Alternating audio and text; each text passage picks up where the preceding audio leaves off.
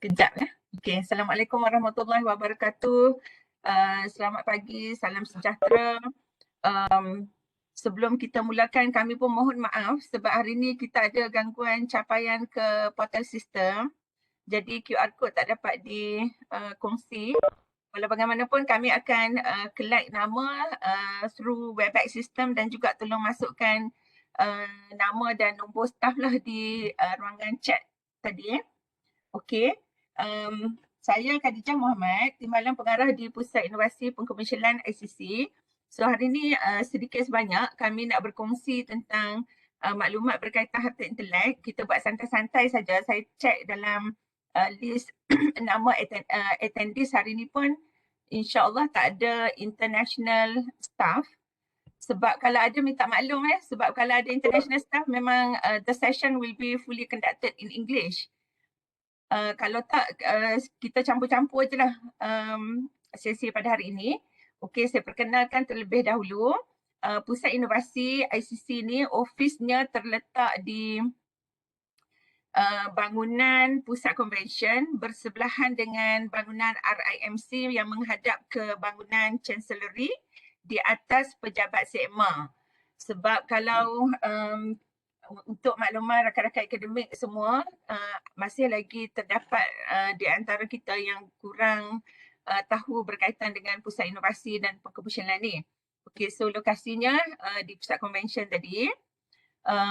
Ini merupakan sebahagian daripada ini merupakan fungsi Pusat Inovasi dan Pengkomersialan atau lebih dikenali sebagai ICC, yang mana saya ringkaskan fungsi utamanya adalah untuk pengurusan berkaitan dengan harta intelek dan isu-isu pengkomersialan yang berbangkit daripada pendaftaran harta intelek. Okey, itu merupakan dua fungsi utama kami di ICC lah. Okey, untuk bantu rakan-rakan akademik daripada output penyelidikan daripada geran-geran yang hampir tamat ataupun yang telah tamat ataupun yang baru mulakan geran tu, maknanya dah boleh tinjau dan lihat apa potensi output penyelidikan yang nanti kemudiannya kita boleh daftarkan di bawah mana-mana satu kategori harta intelek yang akan kami kongsikan sebentar lagi. Okey, so kita terus saja kepada konsep harta intelek. Harta intelek ini dia berkaitan dengan apa-apa hasil kreativiti minda seseorang. Okey, apa-apa hasil kreativiti minda seseorang, dan ini sangatlah berkait rapat dengan organisasi universiti yang bersifat kesebahagiannya adalah untuk menjalankan penyelidikan. Okey, konsep yang paling mudah untuk lihat apa yang dimaksudkan sebagai harta intelek. Sekejap Dr. Fiza, saya tak nampak button. Kita record tak sesi hari ni? Record. Okay, thank you. Komputer saya tak tahu kenapa hari ni dia ni sikit. Okay, untuk konsep harta intelek ini, kalau kita lihat untuk mudah memahami okay, sebagaimana konsep pemilikan harta secara tradisional atau konvensional, okay, kalau kita lihat kepada harta dalam bentuk tangible seperti dalam bentuk harta alih atau harta tak alih lah. Kalau harta tak alih maknanya bangunan, tanah, dan harta alih mungkin dalam bentuk kenderaan, wang simpanan, barang kemas. Yang mana kesemua harta dalam bentuk berbentuk tangible yang bersifat tradisional ataupun konvensional yang lazim kita fahami sekarang ini, dia mempunyai sesuatu nilai yang tertentu yang mana nilai kepada jenis harta ini boleh dimiliki, boleh dilakukan transaksi komersial, boleh dijual beli, boleh dijadikan cagaran atau sandaran kepada pihak institusi kewangan untuk kita mendapatkan pinjaman kewangan, dan juga boleh diwariskan. Okey, kalau itu adalah konsep pemilikan harta yang secara tradisional atau secara konvensional yang kita fahami, sebenarnya konsep harta intelek ini dia sama juga. Dia merupakan satu jenis harta dalam bentuk intangible. Kenapa dalam bentuk intangible?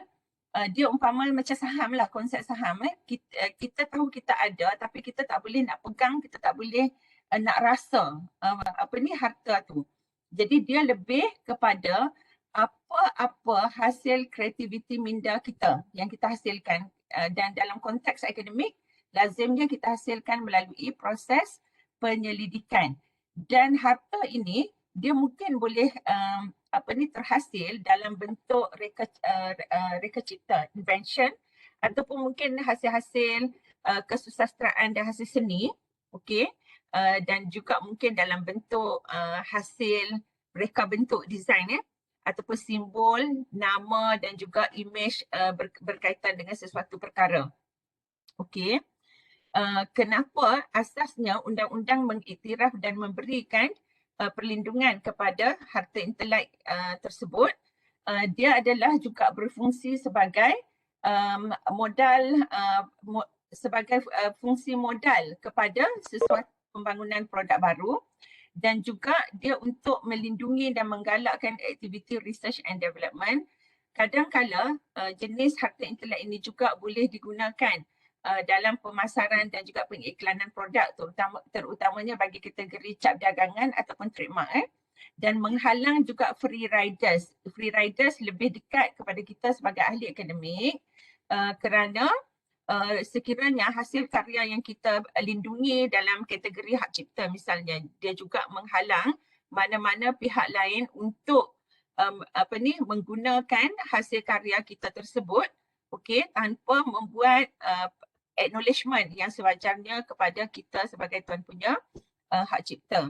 Contoh dan juga maintaining loyal followers. Okey, yang ni lebih kepada trademark lah, penggunaan sesuatu jenama ataupun brand, dan juga merupakan salah satu daripada alasan yang besar, iaitu untuk mendapatkan keuntungan dalam dari aspek komersial. Okey. Dan ini merupakan sebahagian daripada alasan kenapa hak pemilikan harta intelek itu perlu dilindungi oleh undang-undang. Yang pertama, untuk memberi keadilan kepada penghasil-penghasil karya. Okey, penghasil-penghasil karya. Okey, kemudian juga sebagai satu bentuk galakan supaya apabila penghasil-penghasil karya menghasilkan karya dengan lebih banyak, pada masa yang sama apabila perlindungan undang-undang diberikan tadi, mereka mempunyai hak eksklusif untuk mengeksploitasi dari segi aspek komersial terhadap harta-harta intelek yang mereka hasilkan, dan juga selain daripada itu untuk meluaskan perlindungan kepada jenis-jenis harta intelek yang tidak dilindungi selama ini, misalnya dalam bentuk misalnya bagi kategori unrecorded cultural expression. Maksudnya, contoh kalau kata kita di Malaysia, misal kata budaya ataupun tradisi dalam memasak sejenis makanan misalnya, ataupun budaya dan tradisi ataupun petua-petua yang diperturunkan oleh nenek moyang kita dari generasi ke generasi seterusnya, yang mana sehingga kini perkara tersebut tidak dilindungi secara bertulis. Maknanya aktiviti tersebut yang tidak bertulis ini juga sebenarnya dilindungi oleh undang-undang harta intelek. Okey, kita terus kepada komponen dalam harta intelek. Harta intelek ini untuk lebih mudah difahami, kalau dalam bahasa Inggerisnya disebut intellectual property, dan lazimnya dalam konteks masyarakat Malaysia kita rujuk harta intelek sebagai IP.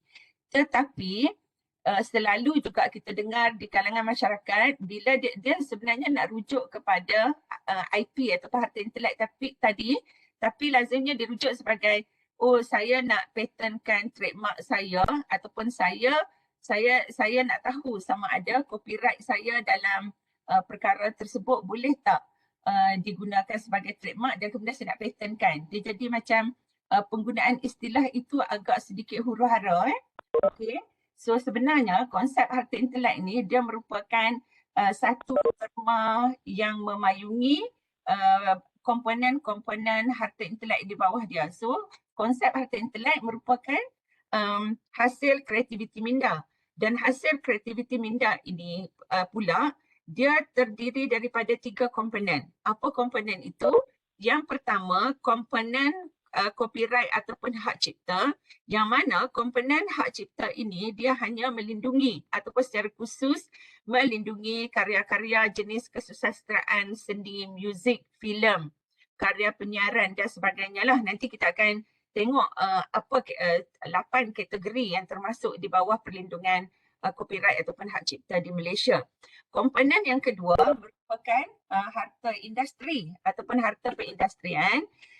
Apa beza di antara harta perindustrian dengan hak cipta? Okey, untuk hak cipta itu merupakan satu-satunya jenis harta intelek yang tidak memerlukan pendaftaran secara formal untuk kita melindungi karya hak cipta. Kenapa nanti kita sentuh? Tetapi bagi kategori harta perindustrian, perlindungan secara formal mesti dibuat melalui pendaftaran. Setiap satu jenis harta intelek tersebut di Perbadanan Harta Intelek Malaysia ataupun lebih dikenali sebagai MyIPO. So untuk kategori harta perindustrian ni, dia terdiri daripada patent, trademark, industrial design, geographical indication dan juga layout designs of integrated circuit. Untuk kategori harta perindustrian, kita mempunyai statut yang khusus. Maknanya ada akta khusus yang memberi peruntukan kepada setiap satu jenis kategori harta industri ini. Sama juga dengan copyright, kita pun ada statut. Tetapi ada satu komponen lagi, iaitu komponen ketiga, berkaitan dengan kategori harta intelek yang tidak mempunyai statut khusus, tetapi jika dilanggar berkaitan dengan jenis harta intelek yang masuk dalam komponen perlindungan di bawah common law ini, tuan punya kepada jenis kategori IP yang sedemikian masih lagi boleh mengambil tindakan undang-undang terhadap pihak yang melanggar hak harta intelek mereka. So bagi komponen yang ketiga ini, iaitu perlindungan menurut common law, kita ada kategori trade secret. Trade secret dia merujuk kepada confidential information yang mempunyai satu value, nilai komersial yang boleh mendatangkan keuntungan kepada milik confidential information tersebutlah. Passing off, dia merupakan extended version kepada perlindungan kepada trademark, tapi passing off untuk trademark yang tidak didaftarkan. Dan juga kita boleh mengambil tindakan bagi pelanggaran mana-mana kategori harta intelek yang tidak berdaftar ni melalui tindakan unfair competition dan juga misappropriation doctrine. Contoh, kalau untuk kita faham dalam sesuatu output penyelidikan atau tak kira lah sama ada dalam bentuk produk ataupun proses ataupun sistem ataupun model ataupun prototype yang kita hasilkan daripada sesuatu geran penyelidikan itu, lazimnya dia tidak terhad hanya kepada satu kategori harta intelek saja. Contoh di sini, berkaitan dengan minuman Coca-Cola, yang mana untuk Coca-Cola ni dia ada lebih daripada satu jenis harta intelek. Sama juga kalau kita tengok dalam sesebuah mobile phone, di mana di situ terkandung lebih daripada satu kategori harta intelek yang dilindungi bagi satu produk mobile phone itu sahaja. Contoh kalau kata di sini berkaitan dengan minuman Coca-Cola, untuk logo dan skrip design yang bertulisan Coca-Cola tu, yang tu dilindungi di bawah copyright dan juga trademark. Pada masa yang sama, syarikat Coca-Cola juga turut melindungi trademark bagi bentuk botol Coca-Cola. Kenapa mereka lindungi di bawah trademark? Asalnya, semasa mula-mula syarikat Coca-Cola memasarkan produk minuman mereka, mereka telah pun melindungi ataupun membuat pendaftaran bentuk botol Coca-Cola tu di bawah perlindungan reka bentuk, di bawah design. Tetapi ada limitasi ataupun kekangan kepada peruntukan di bawah design, yang mana selepas sesuatu tempoh perlindungan itu, desain tidak boleh diperbaharui. Dan disebabkan alasan itu, maka bentuk reka bentuk botol Coca-Cola ini telah pun disalin ataupun ditiru oleh syarikat-syarikat lain bermula pada tahun 1940. Sebaik saja perlindungan desain botol Coca-Cola telah pun tamat tempoh. Okey, kemudian mereka membuat pembaharuan kepada bentuk botol tersebut dan kemudiannya didaftarkan di bawah cap dagangan ataupun trademark, yang mana trademark ni bagi setiap 10 tahun dia masih boleh diperbaharui kesahan tempoh perlindungan trademark itu selagi mana pemilik trademark itu merasakan mereka masih lagi ingin ataupun perlu menggunakan trademark tersebut. Maknanya selama-lamanya lah, kalau kata syarikat itu beroperasi dan mendatangkan keuntungan yang besar, maknanya mereka terus boleh menggunakan perlindungan trademark itu dengan syarat setiap 10 tahun sekali mesti buat pembaharuan. Okey, kemudian patent untuk Coca-Cola ni, asal minuman Coca-Cola dipasarkan menggunakan botol kaca, kemudian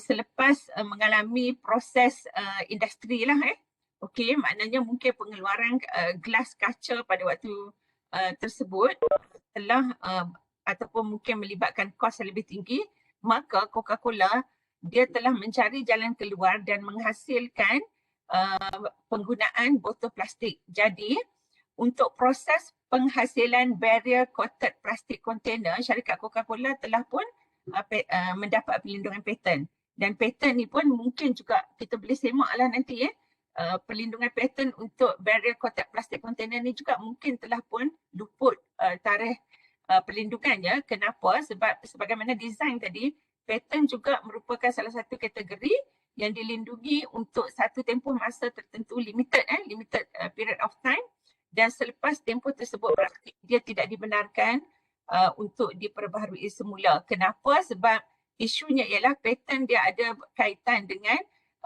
pembaharuan dalam bidang teknologi. Jadi bila berkaitan dengan isu teknologi, dia perlindungan tak boleh dibagi terlalu lama sebab kalau tidak ada inovasi baru. So itu salah satu justifikasi kenapa patent ini tidak boleh diperbaharui selepas tamat tempoh perlindungan.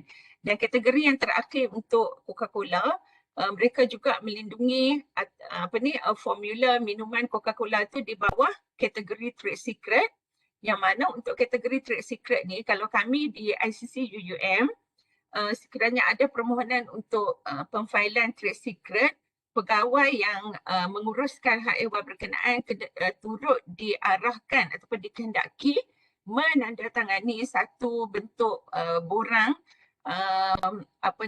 maklumat kerahsiaan lah, maknanya non-disclosure agreement form. Kena tanda tangan. Kenapa? Sebab maklumat yang dihantar oleh pemohon atau penyelidik kepada pejabat kami juga menjadi tanggungjawab kami, tak boleh tak boleh dikongsi ataupun didedahkan kepada mana-mana pihak yang tidak berkaitan. Sebab kita nak pastikan dia sentiasa berada dalam sifat kerahsiaan tadi. Okey, untuk patent, kalau kita untuk maklumat rakan-rakan akademik semua, bermula pada tahun 2020, pihak KPT telah pun memberi salah satu syarat lah kepada RIMC di seluruh IPT untuk penyelidik memasukkan maklumat carian patent. Okey, untuk memasukkan maklumat carian patent. Mungkin dalam brosur yang dibuat berkaitan dengan permohonan geran-geran yang ditawarkan oleh KPT, mungkin ada ketinggalan sedikit maklumat kenapa carian patent itu perlu dilakukan. Sebenarnya carian patent ini sangat penting untuk bukan saja untuk mengelakkan penyelidik-penyelidik membuat ataupun melakukan pelanggaran patent kepada mana-mana patent sedia ada yang telah pun didaftarkan di mana-mana negara di seluruh dunia. Tetapi hasrat sebenarnya ialah supaya apabila kita menghantar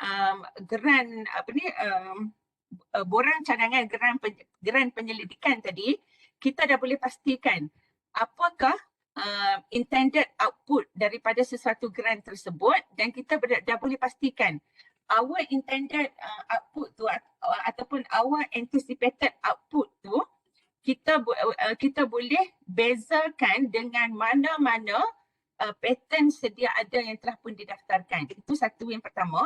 Yang kedua, apabila kita dah pastikan, okay, our intended output at the end of the research process tu, kita boleh membuat penambahbaikan daripada pattern sedia ada sekiranya cadangan yang kita hendak hasilkan tadi tu menyamai ataupun menyerupai dengan mana-mana invention sedia ada yang telah pun dipatenkan. Jadi kita dah tahu, output penyelidikan kita nanti mungkin kita nak hasilkan satu produk dan satu proses. Contoh dan produk ni rupanya bila kita buat carian patent dah ada 5 invention yang sama yang telah pun dipatenkan di negara-negara lain. Jadi pada ketika itu kita kena buat satu pembaharuan cadangan kepada invention sedia ada, 5 contoh yang sedia ada yang dah dipatenkan tadi. Jadi kita cari apa penambahbaikan ataupun apa perkara baru yang kita boleh cadangkan kepada output untuk produk atau proses kita dalam sesuatu geran penyelidikan tersebut. Okey, untuk kategori patent ni, untuk patent dia hanya ataupun dia sebenarnya melindungi kepada jenis karya reka cipta yang dihasilkan daripada idea inventor, tetapi undang-undang dia tak protect idea. Dia tak protect idea. Idea tu datang daripada kita untuk menghasilkan sesuatu reka cipta. So invention ni untuk bagi syarat perlindungan patent, invention yang macam mana yang layak untuk diberi perlindungan patent. Okey, syarat dia ialah invention tersebut mestilah sesuatu reka cipta tadi secara asasnya membenarkan satu penyelesaian kepada sesuatu masalah secara khusus dalam bidang teknologi. Okey. Invention tadi atau reka cipta dia membenarkan satu penyelesaian masalah secara khusus dalam bidang teknologi ataupun yang berkaitan dengan teknologi, dan dia boleh reka cipta ataupun invention tadi boleh dihasilkan sama ada dalam bentuk produk ataupun dalam bentuk proses. Jadi tak semestinya kita mesti menghasilkan sesuatu produk. Proses pun boleh juga. Macam apa yang dimaksudkan proses di sini? Contohnya kalau kata mereka yang dalam bidang kita ada hari ini, kita ada HTML, STEM dan OYA. Okey, contoh kalau kata di HTML, mungkin dalam bidang transportation. Jadi kita dah kenal pasti apa masalah dalam bidang logistik misalnya, dan pada ketika itu kita mungkin boleh propose satu solution, mungkin menggunakan sistem komputer, sistem komputer untuk menyelesaikan satu masalah logistik misalnya. Jadi di sini dia tak semestinya produk dalam bentuk tangible, dia mungkin proses. So proses itu mungkin dalam bentuk perisian komputer. So pada ketika itu dia boleh membuat permohonan untuk pemfailan patent. Okey, contoh yang kita kongsikan di sini dalam kategori produk, misalnya mungkin penghasilan food container. So food container ni tak kira lah dalam bentuk barrier coated plastik ataupun gelas ataupun dalam bentuk apa-apa material lain yang selamat digunakan. Ataupun contoh satu ketika dulu ada bekas pelajar UUM sendiri yang mereka sediakan food container dari bahan-bahan yang telah pun di-recycle, dan food container itu pun maknanya environmental friendly lah, maknanya dia lebih mudah untuk dilupuskan tanpa menjejas ke alam sekitar. So yang tu maknanya ada possibility untuk kita membuat permohonan pemfailan patent. Okey. Untuk produk food container tadi, proses untuk menghasilkan microwavable food container, maka proses ataupun method pada ketika itu dia boleh jatuh bawah kategori proses, dan dia juga boleh ataupun layak untuk mendapat perlindungan patent. Dan lazimnya untuk invention yang dilindungi di bawah patent ini, lazimnya dia mestilah ataupun kita sebagai inventor tadi, kita boleh menghasilkan satu cara baru. Kadang-kadang masalah tu masalah lama yang sedia ada dalam masyarakat, tapi menggunakan satu pendekatan ataupun cara baru, kaedah baru untuk menyelesaikan masalah sedia ada yang telah lama dihadapi oleh masyarakat. Okey, misalnya kalau kita tengok, saya cari contoh yang paling mudah, straw minuman. Okay, straw minuman dia lurus saja. Tapi kalau kata kita bawa anak-anak ke restoran, sebab kerusi di restoran dia statik, dia bukan adjustable chair ataupun adjustable table yang boleh kita ubah sesuai ikut ketinggian saiz badan masing-masing kan. Jadi bila bawa anak-anak ni pergi ke restoran, bila mereka nak minum, disebabkan ketinggian saiz mereka tu, selalunya dia akan bengkokkan straw tadi. Kalau straw asal yang lurus tu, bila kita bengkokkan, air tak boleh lalu dengan lancar. Dia akan tersekat pada tempat yang kita lipat tadi. Jadi sebenarnya apa pembaharuan yang boleh dibuat kepada bentuk straw tadi? Sebenarnya telah pun dipatenkan oleh seorang wanita di US ya. Sebab bila dia kenal pasti masalah bila anak-anak kecil yang nak minum guna straw, bila lipat air tak boleh lalu. So dia telah buat satu inovasi baru, tetapi inovasi tersebut telah memenuhi kesemua syarat paten dan dia dapat paten. So sebab itulah kalau kita tengok pada botol-botol minuman kotak terutamanya, ada straw yang dia ada gelung untuk dia fleksibel. Bila kita lipat tu maknanya air masih boleh lagi melalui dengan lancar ke dalam straw, melalui straw tersebut. Okey, untuk kategori patent ni, invention tu dia ada 3 syarat yang perlu dipenuhi sebelum sesuatu invention tadi layak untuk mendapat perlindungan patent. Yang pertama adalah syarat baru. Apa maksud baru?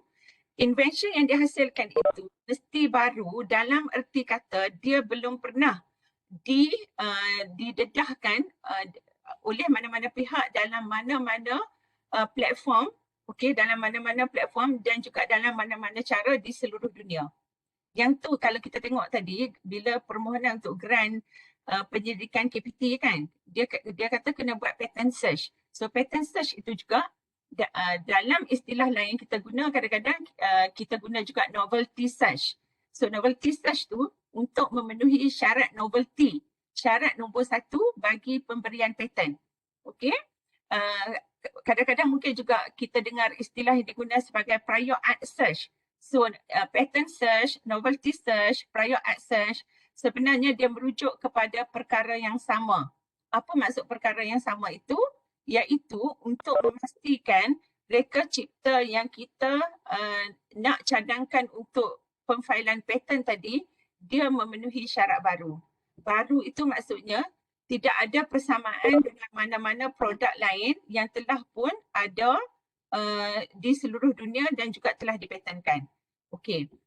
Bila syarat baru ni dipenuhi, lazimnya patent examiner dia akan tengok pula invention tadi sama ada memenuhi syarat yang kedua ataupun tidak. Apa syarat yang kedua dia? Ialah inventive step. Apa maksud inventive step di sini? Langkah mereka cipta. Dan langkah mereka cipta ini syaratnya ialah dia mestilah tidak ketara kepada mana-mana orang lain yang mempunyai skill dan kemahiran serta education background dalam bidang yang sama. Okey, makna kata contoh, kalau invention kita itu berkaitan dengan satu sistem komputer. Okey, apa yang dimaksudkan sistem komputer yang kita bangunkan untuk patent tadi, adakah dia memenuhi syarat inventive step? Patent examiner dia akan tengok ataupun dia akan bawa tanya kepada orang yang mempunyai latar belakang akademik dalam bidang sains komputer juga. Kalau mereka yang berada dalam bidang sains komputer tadi, dia boleh menguraikan bila kita bagi tahu sistem yang kita bangunkan tadi untuk permohonan patent, bila kita katalah sistem tu kita namakan sebagai sistem A. So kita bagi tahu sistem A ini kepada mereka yang berada dalam bidang sains komputer. Sekiranya mereka yang berada dalam bidang sains komputer tadi, dia boleh menghuraikan semula apakah perkara komponen-komponen penting ataupun kriteria penting bagi pembangunan sistem A tadi. Makna kata inventive step di sini telah tidak dipenuhi. Kenapa? Sebab dia ketara kepada orang yang mempunyai skill dan kemahiran dalam bidang yang sama. Tetapi kalau kita tanya pada mereka dalam bidang sains komputer, dan mereka juga tak boleh jelaskan, tak boleh huraikan, mereka tak nampak, melainkan mereka juga telah menjalankan satu penyelidikan yang mendalam berkaitan dengan sistem A yang kita bangunkan tadi, maka pada ketika itu syarat inventive step ini kita katakan boleh lepas. Dah memenuhi lah. Sebab kenapa memenuhi? Sebab orang yang dalam bidang yang sama pun dia tak nampak ataupun tak boleh jelaskan bagaimana kita boleh menghasilkan atau membangunkan sistem A tadi. So, bila dua syarat ini telah dipenuhi, patent examiner lazimnya akan tengok kepada syarat ketiga, dan syarat ketiga selalunya lebih mudah untuk dicapai lah. Industrially applicable, apa maksud dia? Untuk kegunaan industri, makna kata reka cipta yang kita hasilkan tadi boleh digunakan dalam mana-mana industri dan juga boleh dihasilkan secara besar-besaran, secara mass production. Okey, untuk patent ni, apa kata kalau kita buat satu inovasi kepada sesuatu produk sedia ada, boleh ke tak boleh? Boleh. Tapi kemungkinan untuk dia melepasi syarat inventive step tadi mungkin tak dapat lah. Tapi adakah bila kita gagal memenuhi syarat inventive step, apa yang jadi kepada inovasi ataupun reka cipta kita tadi? Kita cadangkan masuk ataupun kita buat pemfailan di bawah kategori utility inovasi. Kenapa utility inovasi? Sebab utility inovasi juga dikenali sebagai patent kecil, petty patent ataupun small patent. Untuk utility innovation ni, dia adalah kategori mana-mana reka cipta ataupun invention yang gagal memenuhi syarat inventive step. So perlindungan kita tetap berikan tapi di bawah kategori utility inovasi. Untuk patent, Akta Patent di Malaysia dan juga dalam perundangan patent di seluruh dunia, perlindungan hanya diberikan setakat 20 tahun sahaja. So bila nak kira tarikh 20 tahun tu, 20 tahun daripada tarikh kita mula-mula file ke MyIPO dalam konteks kita di Malaysia. Kadang-kadang ada juga yang perlindungan patent tu dia kata saya dapat perlindungan patent 15 tahun saja. Kalau yang 15 tahun tu sebenarnya dia dikira daripada tarikh granted. Kenapa? SOP di seluruh dunia daripada tarikh pemfailan patent sehingga tarikh patent itu diberi keputusan sama ada dapat perlindungan ataupun tak dapat perlindungan. Kalau dapat perlindungan, SOP dia ialah 5 tahun daripada tarikh pemfailan dan juga perlindungan dia bagi lagi 15 tahun. So all together dia tetap juga 20 tahun. Dan dia untuk patent sahaja dia tak dibenarkan untuk pembaharuan. Kenapa tak dibenarkan untuk pembaharuan? Sebagaimana yang kita maklumkan tadi, sebab dia berkaitan dengan teknologi dan teknologi sifat dia adalah dinamik yang selalu berubah. So sebab tu dia tak dibenarkan untuk disambung tempoh perlindungan. Makna kata kalau dalam kita menyiapkan geran penyelidikan, proposal penyelidikan untuk geran-geran yang ditawarkan nanti, kita boleh semak aja sebenarnya dalam database patent yang percuma. Di mana nak cari database patent yang percuma? Contoh kalau kata kita tengok pada Lens ORG. Lens ORG itu merupakan satu laman web yang telah disyaratkan oleh pihak KPT. Tapi kita ada laman web lain ataupun database lain yang boleh kita gunakan secara percuma. Yang paling mudah kita boleh pergi kepada Google Patent ataupun USPTO. USPTO means that US Patent Trademark Office. Dia fungsi dia sebagaimana MyIPO kita di Malaysia. Yang tu juga menyediakan database patent secara percuma. Database patent di MyIPO sendiri boleh masuk website MyIPO. Ada database patent yang tapi kita perlu buat registration terlebih dahulu dengan pihak MyIPO. Kemudian kita ada ASEAN Patent Database. Masuk dalam laman web ASEAN, pergi kepada kategori IP, di situ ada database juga. Kemudian kita boleh pergi juga kepada WIPO, World Intellectual Property Organization Database. Ini adalah merupakan database untuk patent yang kita boleh akses secara percuma. Jadi kalau kata untuk buat penyediaan proposal penyelidikan, sebenarnya kalau kita dah ada our anticipated output from the for that particular research proposal tu, kita dah boleh buat initial survey berkaitan dengan apa patent-patent yang dah ada dan mungkin juga dah hampir luput tempoh perlindungan dia, ataupun mana-mana patent yang memang dah luput perlindungan dia. Daripada situ kita develop untuk menghasilkan mungkin satu invention yang baru. Okey.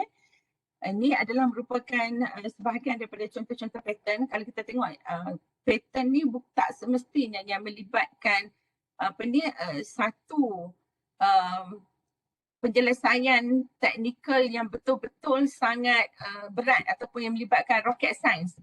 Contohnya okey, kalau kita tengok contoh di sini, dia berkaitan dengan fridge friendly pizza box.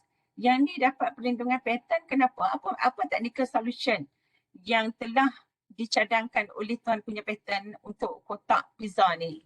Dia menghasilkan satu kotak pizza yang boleh dilipat tanpa mengoyakkan kotak tersebut kepada saiz yang lebih kecil untuk dimuatkan dengan kapasiti yang lebih banyak di dalam peti sejuk. Okey, itu contoh.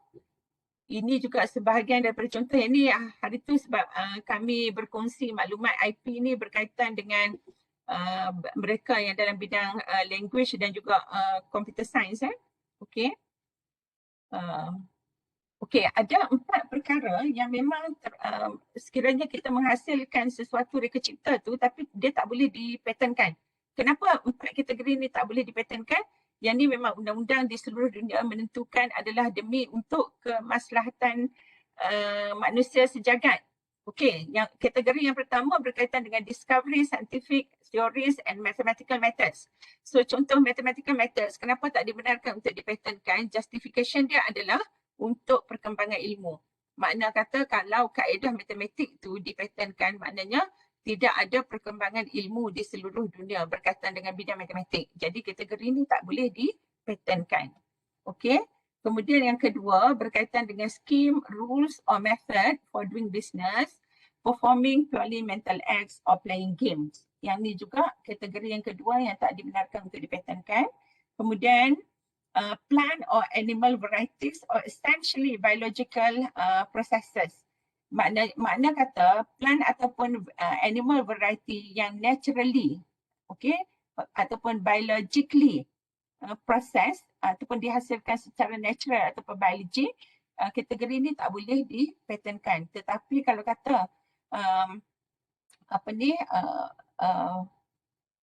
microbe, for example, yang telah yang mungkin telah dihasilkan di dalam makmal, yang ataupun konsep yang paling mudah adalah man-made microbiology. Okay. Pada ketika itu kategori ni boleh dipatentkan. Maknanya dia yang melibatkan langkah biologi ataupun natural yang biasa tu, yang tu kategori tu tak boleh dipatentkan. Dan yang terakhir adalah methods for the treatment of human or animal body ataupun surgery or therapy, yang tu juga tak boleh. Kaedah sebarang kaedah rawatan yang berkaitan dengan manusia dan haiwan, itu juga merupakan kategori yang tak boleh dipatentkan. Yang ni juga untuk kepentingan keperluan kesihatan di seluruh dunia. Ini adalah kategori utility inovasi tadi yang saya bagi tahu dianggap juga sebagai patent kecil.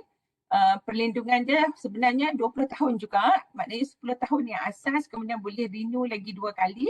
Setiap satu tu adalah 5 tahun. Jadi jumlah keseluruhannya adalah 20 tahun juga, sama seperti perlindungan patent. Okey.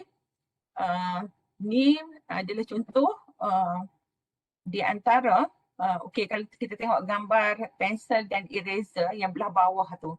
So kategori pensel tu sebenarnya dilindungi di bawah patent. Dan juga untuk utility innovation, kalau ada sedikit pembaharuan sahaja berkaitan dengan penghasilan pen tadi, tengok di sebelah kiri skrin tu, maknanya hanya boleh diberi sebagai utility innovation, bukanlah sebagai invention yang memenuhi kriteria untuk diberi perlindungan patent. Okey, untuk kategori kedua berkaitan dengan cap dagangan ataupun trademark. Untuk cap dagangan ni, untuk mudah faham, cap dagangan berkaitan dengan perlindungan terhadap sign ataupun mark. Tanda niaga, cap niaga. Okey. Dan dia boleh dibagi sama ada dari segi perkataan yang kita reka, perkataan yang menarik, unik yang kita reka, ataupun menggunakan nama. Nama ni mungkin juga nama seseorang individu. Okey. Ataupun tanda tangan, shape of goods or their packaging. Okay, maknanya dia memberi perlindungan terhadap cap ataupun tanda, okay, yang mana melalui cap dan tanda tadi orang ramai dia boleh mengaitkan cap ataupun tanda tadi dengan sesuatu pengeluar produk. Okay, kita tengok contoh. Ini merupakan kategori cap dagangan tradisional yang terdiri mungkin daripada perkataan, nama, tanda tangan, nombor, jenama, label ataupun tiket. Okay. Contoh logo UGM. Okay, logo UGM yang juga sekarang ni yang terbaru adalah Universiti Utara, kemudian ada tulisan di sebelah kanan tu Universiti Utara kan, yang tu kita protect di bawah trademark. Okay. Ini merupakan kategori tradisional. Pada tahun 2019, bermula 20 Disember 2019, kita telah menguatkuasakan satu akta baru bagi cap dagangan, iaitu Akta Cap Dagangan 2019, dan ini merupakan antara pindaan penting yang dimasukkan dalam akta baru, iaitu kita ada lagi satu jenis kategori dikenali sebagai non-traditional trademark. Makna kata selain daripada perkataan, nombor, nama, tanda tangan tadi, ada 4 kategori lagi yang telah dimasukkan sebagai perlindungan di bawah trademark, iaitu shape of goods or their packaging. Contoh di situ kita tengok kalau bentuk mainan kanak-kanak Lego tu, yang tu bentuk dia saja, shape tu tadi dilindungi di bawah trademark. Kalau kita tengok dari segi tengok bahagian tengah bawah pada skrin tu, makanan kan, di sebelah botol Coca-Cola tu dia merupakan shape kepada kepingan potato chips ni daripada syarikat Pringles, yang tu dia protect di bawah trademark juga. Kemudian bentuk coklat Toblerone tu yang bentuk 3 segi tu, okay, yang tu juga dilindungi di bawah kategori shapes. Kemudian kategori yang kedua berkaitan dengan bau. Bau juga sekarang ni boleh dilindungi di bawah kategori trademark. Play-Doh, kalau yang rajin, anak-anak rajin duk main plasticine tu. Okey, yang plasticine atau Play-Doh yang ada bau tu.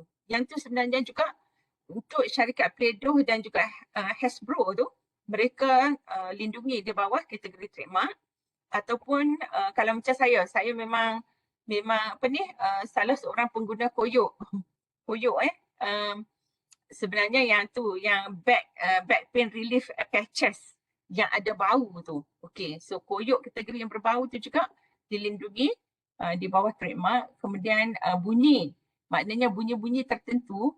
Contohnya kalau kata bunyi satu ketika dulu tune telefon Nokia tu, yang tu dilindungi di bawah trademark.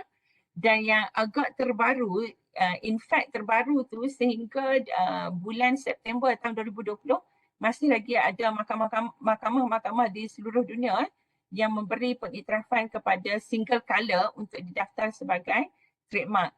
Kalau kita tengok yang kotak biru di bawah tu, semua saya yakinlah majoriti akan tahulah, yang tu kita rujuk kepada syarikat Tiffany. In fact, nama biru tu pun kita panggil Tiffany Blue.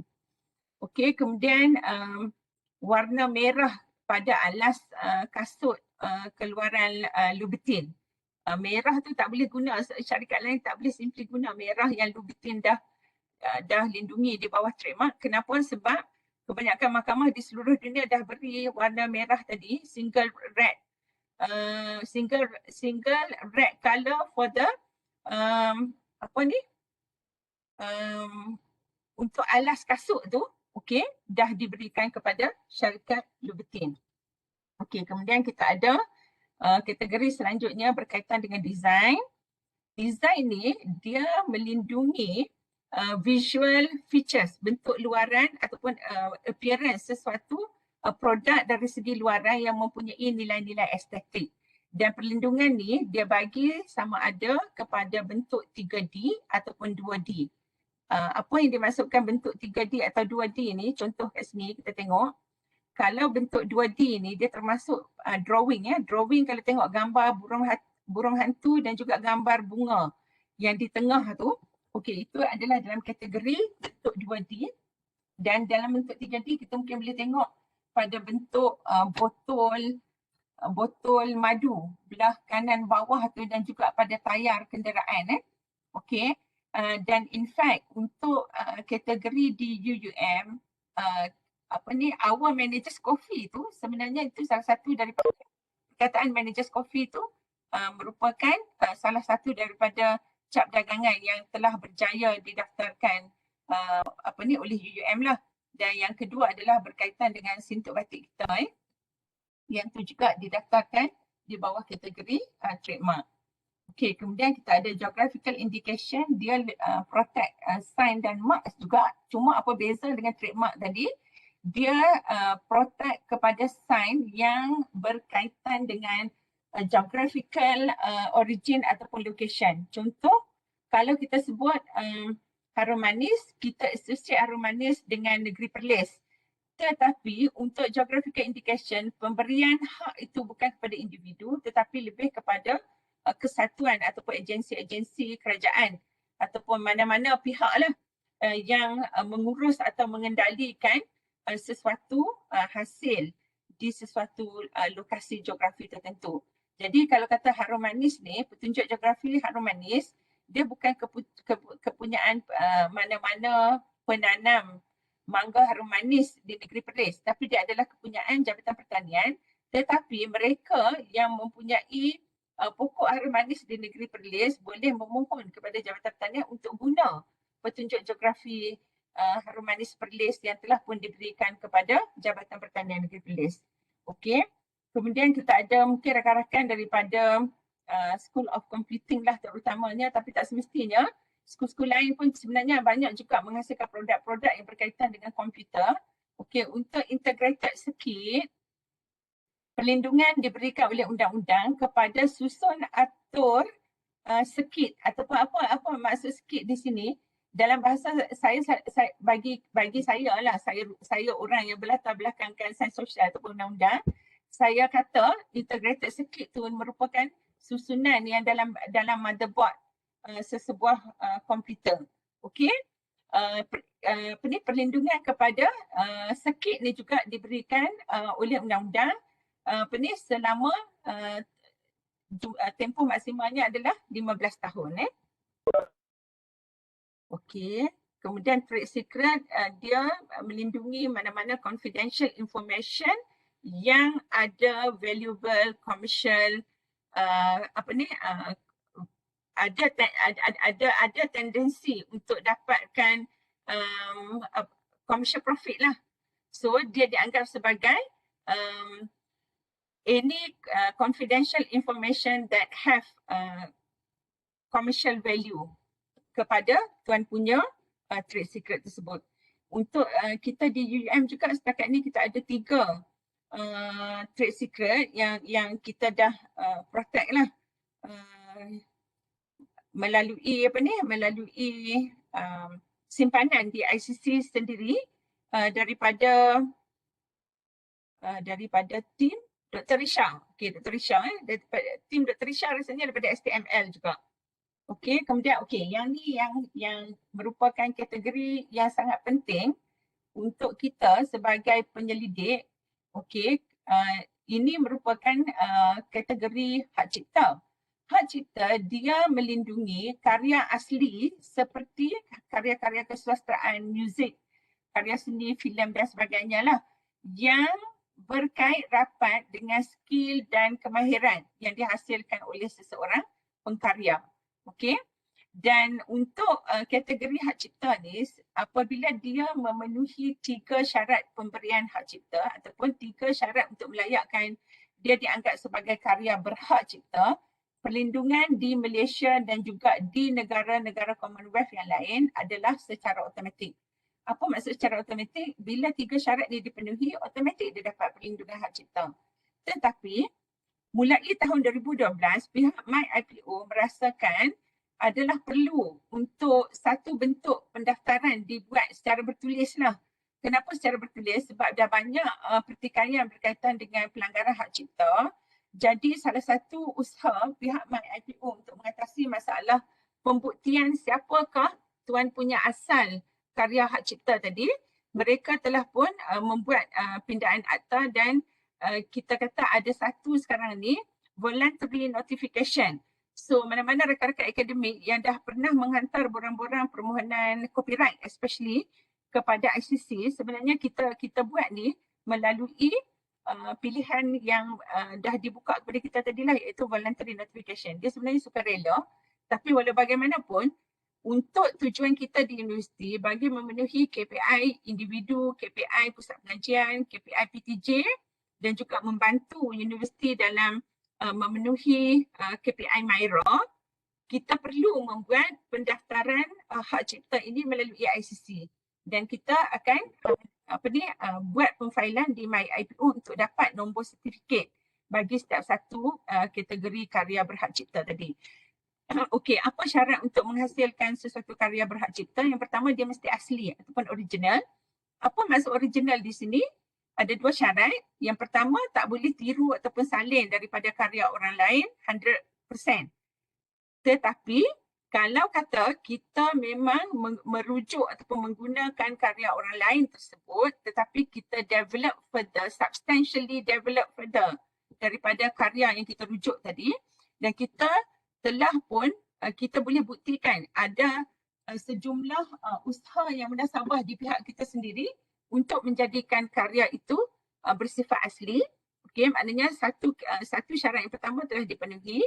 Yang kedua, karya tadi mestilah dihasilkan dalam bentuk tulisan ataupun dalam bentuk material. Mesti diubah dalam bentuk material. Maknanya kalau kata hanya sekadar idea yang ada dalam fikiran ataupun idea yang kita sembang-sembang di kafe tapi tak dihasilkan dalam bentuk bahan, itu tidak memenuhi karya untuk diberi perlindungan hak cipta. Maknanya kalau kata kita dalam idea kita nak tulis poem, kita mesti hasilkan dalam bentuk tulisan ataupun mungkin kita rekodkan suara kita di kaset ataupun di komputer. Itu yang dimasukkan sebagai mesti dihasilkan dalam bentuk material form ataupun dalam bentuk bahan. Syarat yang ketiga, pengkarya kita ni, pengkarya tu mesti merupakan orang yang berkelayakan dari segi Undang-Undang Hak Cipta di Malaysia. Apa syarat-syarat orang yang berkelayakan di bawah Undang-Undang Hak Cipta di Malaysia? Kita mestilah warga negara Malaysia ataupun penduduk tetap Malaysia. Okey. Persoalannya kalau kata kita di UUM ada rakan-rakan akademik yang daripada luar negara. Adakah mereka juga boleh memohon copyright? Boleh. Di kategori mana yang dia dianggap memenuhi syarat qualification di bawah Undang-Undang Hak Cipta di Malaysia? Apabila hasil karya itu dihasilkan di dalam Malaysia, maka staf akademik yang antarabangsa juga mereka layak untuk memohon perlindungan hak cipta di Malaysia. Okey, ini merupakan contoh ataupun kategori 8 kategori karya berhak cipta yang boleh dilindungi. Mana-mana kategori itu maknanya output daripada hasil penyelidikan kita, nanti kita kena tengok dia jatuh di bawah kategori mana. Saya kongsi di sini pendetailan dia. Okey, ini kita ada 2, 4, 6, 7. Satu lagi, kenapa saya kata 8 tadi, satu lagi kategori ialah hak persembahan ataupun hak pelaku bagi melakukan persembahan. Contoh katalah kita deklamasi puisi sempena Hari Kebangsaan ataupun sempena Hari Pengasasan UUM. Kalau kata puisi tadi kita hasilkan sendiri, cara kita mendeklamasikan puisi tersebut dengan cara yang unik itu juga, maknanya itu merupakan copyright kita sebagai orang yang melakukan persembahan.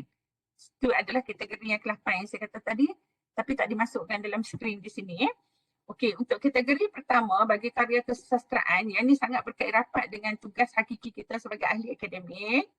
Okey, misalnya kalau kata kita menghasilkan soalan-soalan peperiksaan, maknanya soalan-soalan peperiksaan yang dimasukkan dalam repository di perpustakaan UUM tu merupakan copyright UUM, copyright UUM. Ataupun our lecture notes, ataupun kalau dalam output penyelidikan mungkin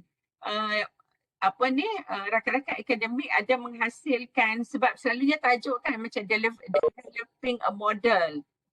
Maknanya kalau kata model daripada output penyelidikan itu yang memenuhi karya asli tadi. Asli maknanya kita tak tiru daripada model orang lain. Kalau kita tiru, kita kena nyatakan model ini dibangunkan berasaskan model yang diperkenalkan oleh ABC misalnya, tapi kita kena maklumkan dalam borang permohonan tu apa our substantial contribution kepada model yang dirujuk kepada model ABC tadi. Maknanya kita menghasilkan satu model baru tapi berpandukan kepada model ABC. Kemudian karya seni bagi kategori kedua, maknanya mungkin dalam hasil-hasil penyelidikan kita tadi kita ada ambil gambar sendiri, gambar sendiri tu mungkin kita ada ambil gambar alam semula jadi, gambar bangunan misalnya. So gambar-gambar tadi tu juga sebenarnya kita boleh daftarkan di bawah ataupun lindungi di bawah kategori hak cipta bagi karya seni. Kemudian karya muzik, karya filem, karya rakaman bunyi, karya penyiaran dan juga karya terbitan. Karya terbitan ni maknanya kalau kata rakan-rakan akademik ada buat kerja-kerja penterjemahan. So hasil karya terjemahan tu juga dia mempunyai hak cipta dia yang tersendiri. Okey, itu saja untuk penerangan berkaitan dengan jenis-jenis harta intelek. Saya tak pergi detail lah ya. Ini merupakan sebahagian daripada contoh.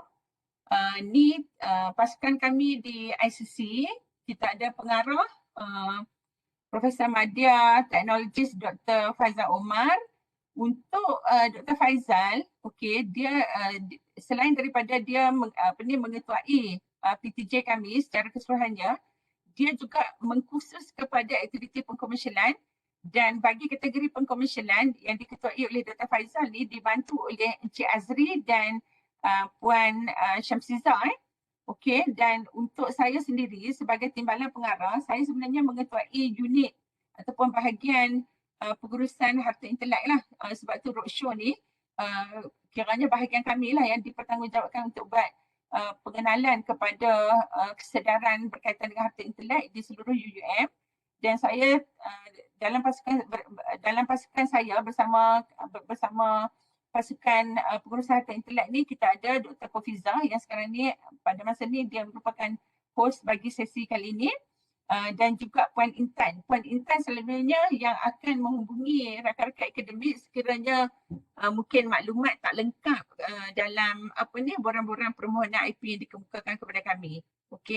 Dan untuk berkaitan dengan pentadbiran dan juga hal ehwal berkaitan dengan kewangan diuruskan oleh Encik Afnan dan kita juga ada setiausaha kepada pejabat ICC iaitu Puan Hasnita. Jadi kalau ada sebarang persoalan nanti, boleh hubungi kami. Nombor extension pun ada tertera dalam skrin yang dipaparkan sekarang ni. Maknanya boleh hubungi kami daripada masa ke semasa untuk mendapatkan bantuan berkaitan dengan isu-isu pengurusan harta intelek dan juga pengkomersialan. Dan saya juga ingin maklumkan bahawa pada setiap hari Selasa 2:30 petang hingga 4 petang, ICC kami adakan ICC Helpdesk. Untuk ICC Helpdesk ni maknanya rakan-rakan akademik boleh menghubungi kami untuk mendapatkan apa-apa bantuan berkaitan dengan isu-isu IP dan juga pengkomersialan. Untuk perkongsian kita pada hari ini saya berhenti setakat ini dan kita buka kepada sesi soal jawab lah. Dipersilakan. Doktor, ada ni Dr. Ghazali tanya, ada soalan dia ni. Bagaimana IP dan lain-lain ini reflect KPI dan kenaikan pangkat? Berapa markah, berapa keperluan dan di mana dari dalam sistem? Itu yang tanya tu. Berdasarkan kenaikan pangkat dia juga ni. Okey, syarat kenaikan pangkat ni Kalau kata syarat lama yang sebelum bulan Julai tahun 2021 ni menggunakan syarat lama, dia kalau untuk kenaikan pangkat, dia mungkin ada di dalam hasil penyelidikan tu, okay, di bahagian penyelidikan tu sebenarnya dia ada juga kategori untuk inovasi dan pengkomersialan. Tapi dia bukanlah merupakan satu syarat wajib. Walau bagaimanapun, ini yang setakat saya fahamlah. Kalau saya silap mungkin Dr. Goh sendiri boleh tolong betulkan.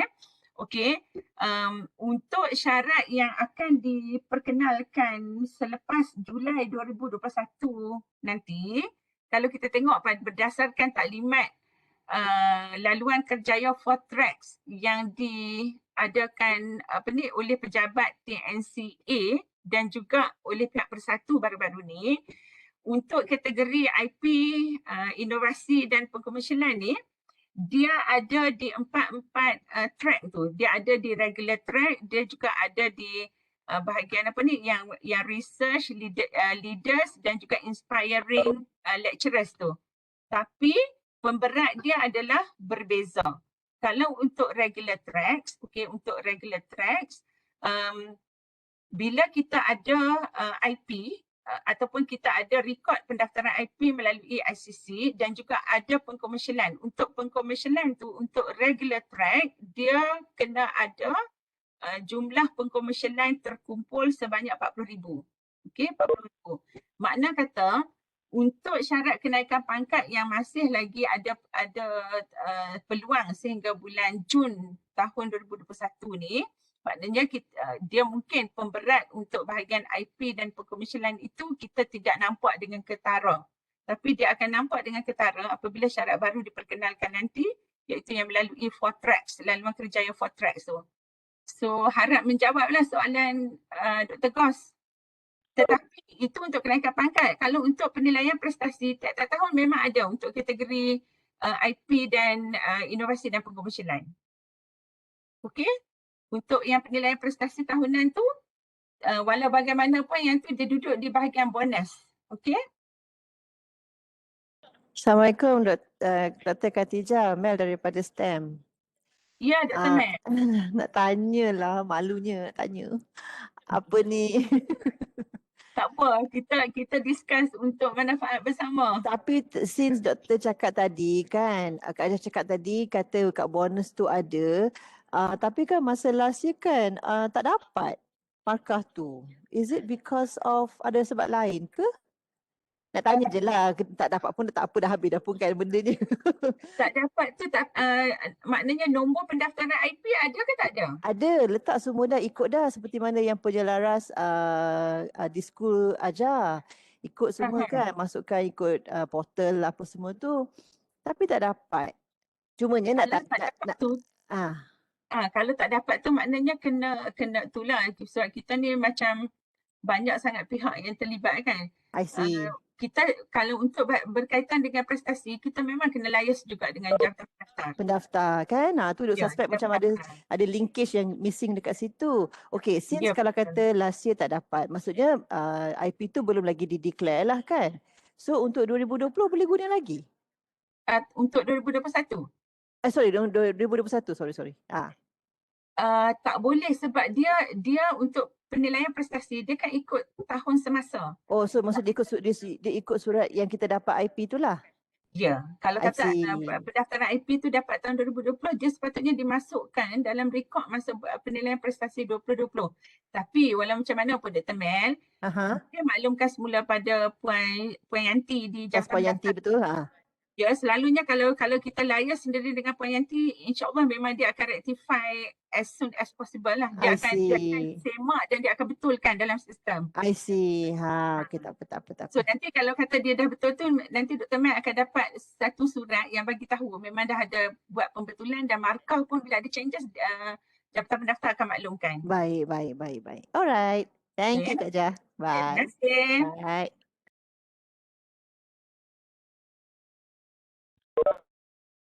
Ada soalan lagi tak? Assalamualaikum. Dr. Khadijah, saya ada soalan. Saya Siti Khadijah. Okey, ya. Dr. Siti. Saya Siti Khadijah dari STML. Saya nak tanya lah untuk pattern application. Saya pernah ada experience lah untuk pattern application. Tapi Maipo cadangkan pergi ke UI macam Dr. Khadijah ada bagi tahu sebab lack of inventive step. Cuma saya punya novelty adalah dari segi material dan saya beritahu kepada pihak Maipo lah. So saya memang novel in term of material. Jadi dia minta saya revert untuk beri comparison tu, maknanya untuk re-application lah. So macam mana saya nak buat, ada macam cadangan ke daripada doktor? Yang tu Dr. Siti buat sendiri direct dengan Maipo, tidak melalui ICC. Tidak, saya sebelum ni saya di UTM, jadi saya apply under UTM lah. Okey.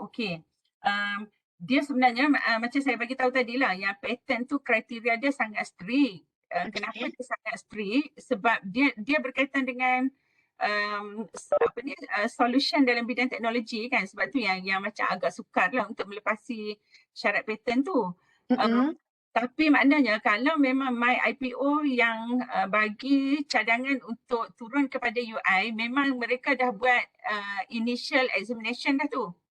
Bila dia buat initial examination, dia memang dah dalam, sebab yang buat ataupun yang jadi pattern examiner ni, syarat untuk jadi pattern examiner tu sama ada mereka mempunyai kelayakan akademik dan pengalaman dalam bidang kejuruteraan ataupun dalam bidang undang-undang. Okey. Jadi kalau kata berdasarkan pemeriksaan initial examination tu, dia akan tengok 3 syarat utama tadi dulu. Novelties lazimnya lebih mudah untuk lepas daripada inventive step. So kalau dia cadangkan untuk UI, ada possibility kalau kita buat rayuan untuk pattern memang takkan lepas dan kos dia akan meningkat dengan tingginya. Okey. Sebab kalau untuk pattern search yang dilakukan oleh pihak ejen pun, dia minimum dia charge pada kita adalah 1,000. Sebab tu macam pihak KPT pun dia encourage staff untuk buat pattern search tu sendiri. So dia jimat kos kita kat situ. So soalan Dr. Siti tadi adalah nak teruskan dengan pattern ataupun UI? Itulah saya nak tahu apa cadangan daripada doktor kalau macam tu kes dia, sebab dia email untuk kita revert lah jika ada betul-betul ada novelty. Dia minta saya buat satu table comparison sebab bila dia buat pattern search kan ada beberapa dokumen kan, macam kes saya ada 3 dokumen. Jadi bila saya compare dengan 3 dokumen tu, memang novelty saya dari segi material lah, maksudnya memang lain lah in term of material. Jadi adakah saya boleh teruskan untuk apply sekali lagi ke atau macam mana macam bagi pihak doktor? Kalau Dr. Siti rasa memang dari segi material tu really justified untuk lepas syarat pattern. Sebab bila dia dah attack syarat nombor 1, dia tak tengok lagi syarat nombor 2 inventive step tu. Oh, okey. Bila dia tengok novelty syarat nombor 1 tu dah tak lepas, bila syarat nombor 1 tak lepas, ada possibility syarat nombor 2 pun tak akan lepas. Okey, faham. So maknanya kena kedepannya buat jawapan yang memang betul-betul justified untuk kriteria novelty tu dulu. Maknanya kalau dari segi material yang berbeza, apa material yang digunakan tu, apa advantage dalam aspek technical solution tu yang berbeza dengan 3 pattern lain yang sedia ada tu. So material tu perlu dipertekankan lah. Kena cari jawapan yang betul-betul justify lah. Okey, faham. Okey.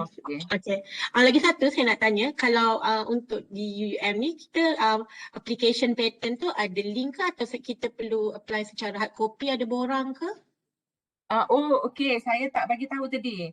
Untuk borang, pergi ke laman web ICC, Pusat Inovasi Pempensialan.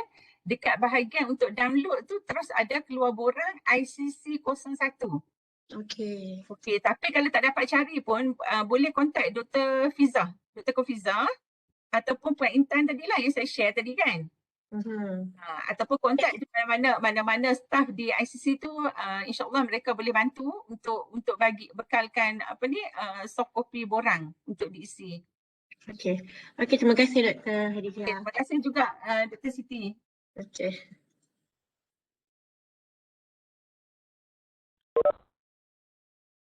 Untuk makluman rakan-rakan juga, untuk UUM setakat ni kita dah ada satu pattern yang dihasilkan oleh rakan-rakan kita di JPP masa aktiviti KIK. Pattern tersebut adalah easy roll. Easy roll ni dia berkaitan dengan mesin untuk gulung kapet yang memudahkan proses mengendalikan kapet apabila ada majlis-majlis keraian lah. Contoh kalau kata masa convocation kan, mereka di JPP bahagian logistik tu nak sediakan kapet di Dewan Mas tu. Maknanya sekarang ni tak perlu menggunakan tenaga secara biasalah, secara manual, tetapi boleh menggunakan mesin yang dipanggil sebagai easy roll tadi. Okay. Ada soalan lagi? Kalau tak ada soalan, mungkin kita boleh tutuplah kot sesi kita pada hari ini, Dr. Fiza. Ya, betul Doktor. Dalam chat box ni saya share link untuk borang permohonan IP. Dan juga saya ada juga share Google Form untuk isi, mohon bantuan untuk isi. Sekejap lagi saya share QR code attendance sebab dah boleh buka portal dah. Okey, ada soalan lagi tak? Sebelum kita end session.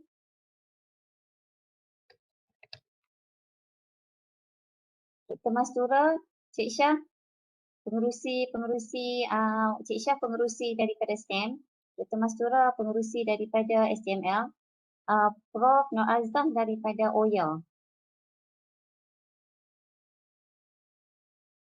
Dr. Mastura, mungkin kita boleh buat nanti roadshow untuk hands-on IT, Cik Syah. Macam tolokan kan kita buat. Betul. Ya, betul Dr. Nanti kita akan discuss lah untuk tetapkan tarikh. Nanti jemput ICC lah, kita pergi buat hands-on, isi borang apa semua. InsyaAllah, baik. InsyaAllah Dr. Hafiza, insyaAllah.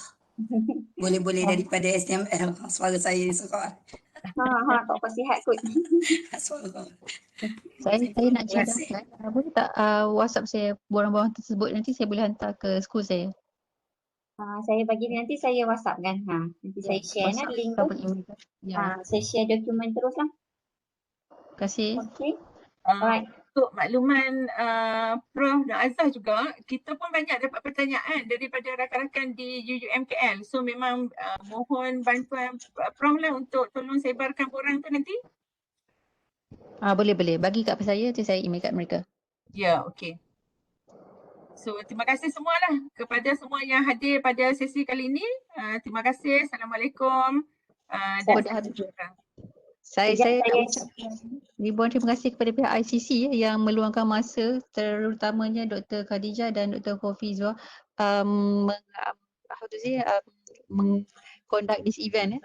Terima kasih banyak dan terima kasih kepada yang hadir pada hari ini. Saya amat menghargai tenaga dan masa telah disumbangkan. Terima kasih banyak semua. Assalamualaikum. Waalaikumsalam. Mohon scan ya. Kalau tak scan saya akan buat secara manual lah.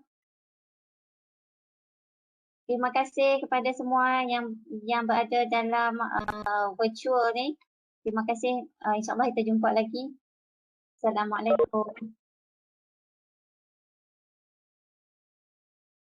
Hotel dah boleh akses baru boleh, tadi tak boleh. Boleh dah. Baru boleh je. Scan lah sekarang ni. Ya, scan.